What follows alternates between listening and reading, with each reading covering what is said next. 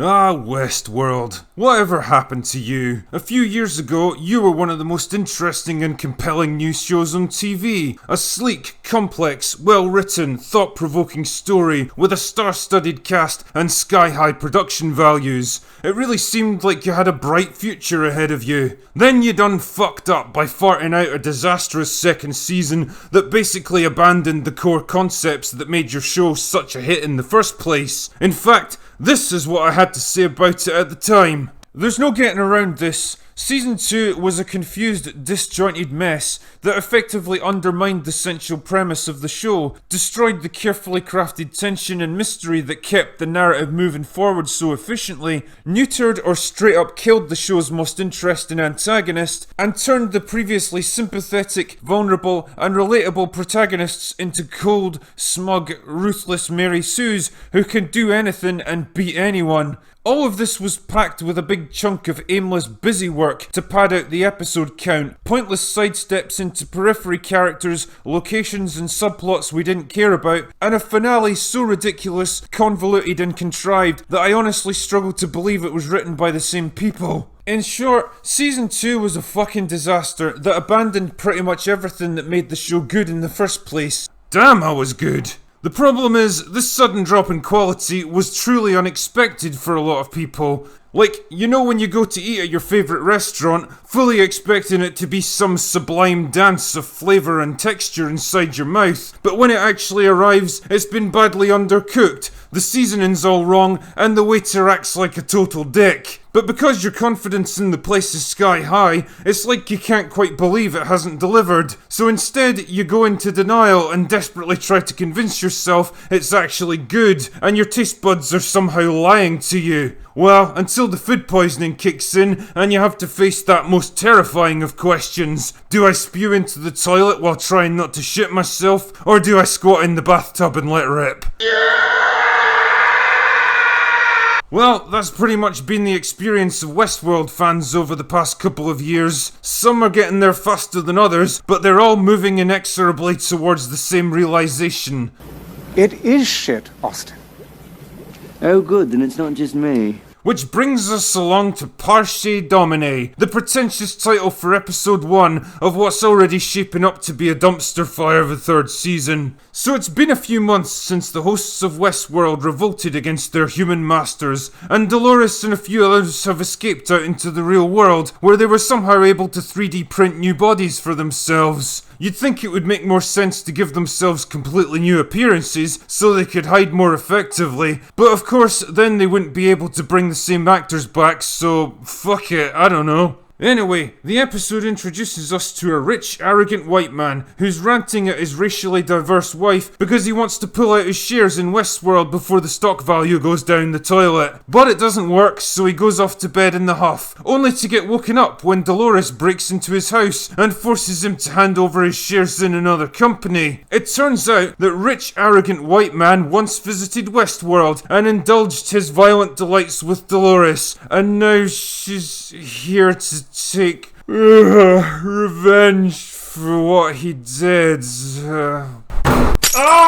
Fuck! Honestly, how many times do we need to see this exact same shit? We get it, people are capable of being dicks when there are no consequences to their actions. It's the darker side of human nature that you've already explored much more competently in previous seasons. Although, funnily enough, it's always weak, corrupt white men who need to get their comeuppance at the hands of strong, righteous, newly liberated women. Wouldn't it be interesting, just once, to see a woman who goes to the park to indulge her own violent fantasies, only for a male host to turn against her and deliver some well-deserved revenge? But the script is like, nah, it'll be fine, because that would force us to grapple with the uncomfortable idea of violence against women being portrayed as morally justifiable under certain circumstances, and we can't have that, can we? We just want to take the road well-travelled and show evil men getting punished again and again, because nobody objects to that kind of thing. So naturally, Dolores gets exactly what she wants, and rich arrogant white man tries to attack her with a golf club, but then he misses and falls into his swimming pool and dies. He's a useless shite, that boy. Take that, white capitalist patriarchy. Meanwhile, the dumb, useless walking corpse that used to be Bernard is now working as a labourer on a cattle farm. Why? Don't know. And to be honest, I don't really care. The important thing to note about this character is that he's taking absolutely no independent action of his own. He's not pursuing any objectives, he's not following up any leads or formulating plans and strategies of his own. He's just existing, just idling away his days, waiting for someone to tell him what to do, because this man is no longer a character in the normal sense. He's basically a big lumpy object that goes wherever the plot needs him to be. Then one day his co-workers realise he's a wanted criminal because all he's actually done to disguise himself is shave his hair off. I mean, facial recognition software is pretty good even today, so are you telling me it's somehow less effective decades or even centuries from now? Nah, whatever. So they try to take him in, so he's forced to go on the run again, because Bernard only knows how to react to things that directly affect him. Meanwhile, Tessa Thompson is acting like an arrogant, entitled arsehole.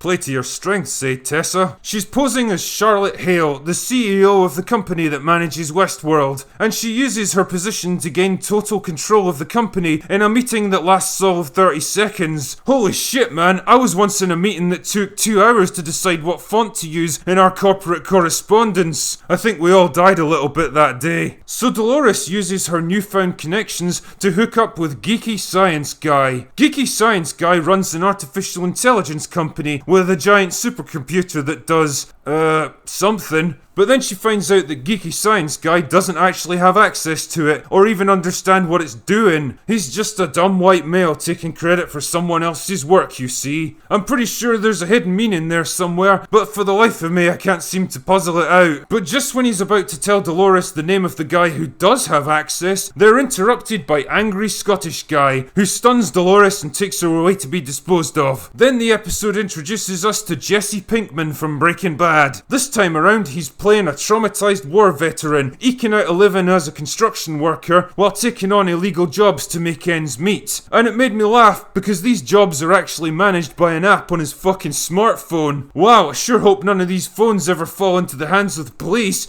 because that would be a bad day for everyone involved. Anyway, Angry Scottish Guy uses the app to hire Jesse to bring a car and a bunch of illegal drugs so they can kill Dolores and make it look like an overdose. What the fuck?